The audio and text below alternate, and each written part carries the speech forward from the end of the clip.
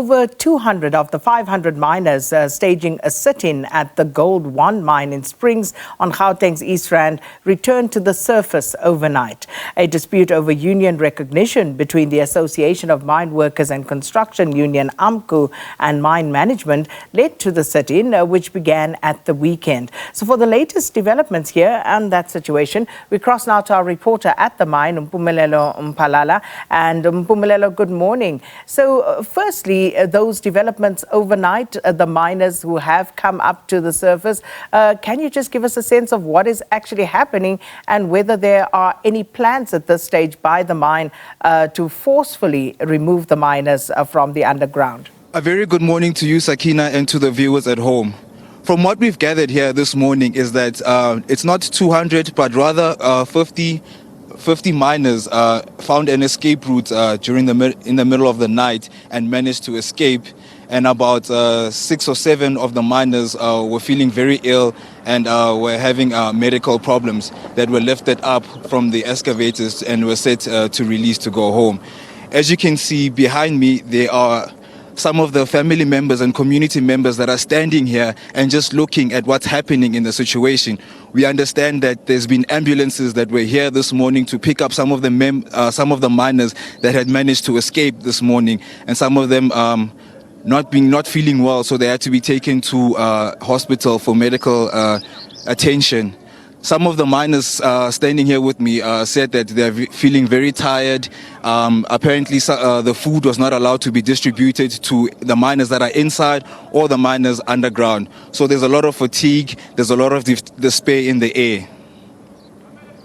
Well, with regard to the actual characterization of the situation, so is it a sit-in or is it a hostage situation? What are you hearing on the ground there, Mpumelelo? Because it seems as though we are not clear at this stage as to what is actually going on. It's a tale of two stories, Sakina, because from the AMCU side, they are saying that this action has been planned for a very long time. They said that they have tried by all means to speak to several different parties, and if things don't go the way that they should have gone, this would be a last resort measure. So apparently this sit-in, as we call it, has been planned for months now.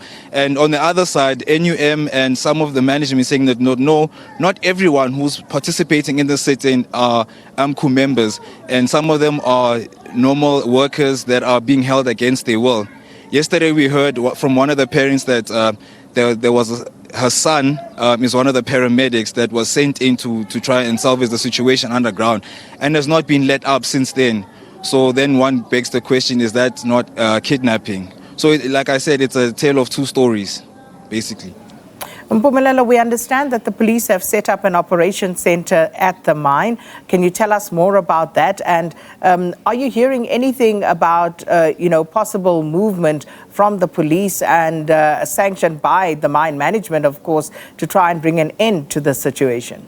Sakina, we've seen police patrolling around the mine from the entrance, which is at about 2 kilometers away from where we are right now. Just patrolling, and some various police vehicles just traveling around here, patrolling the premises. Yesterday, they built a barricade just underneath us to separate some of the miners that are coming in and distributing food, and some of those going out, to try and control the number of people coming in and going out of the mine. But in terms of the plan of action and the security, we have no knowledge. Nothing has been communicated to us. We've tried to reach out to management yesterday already to try and get their side of the story.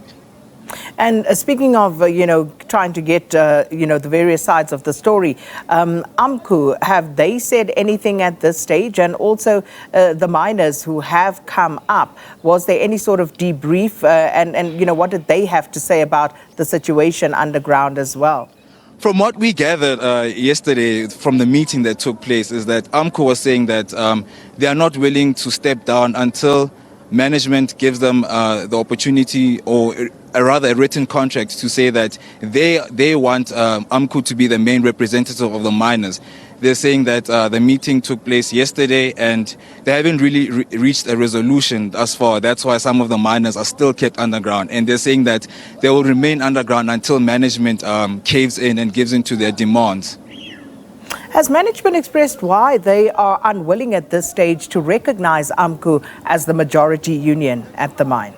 No, unfortunately not, Sakina, because we try to understand as to why, because from what we gathered, this mine has got about 1,800 employees, and apparently of the 1,800, 1,700 have joined AMCU.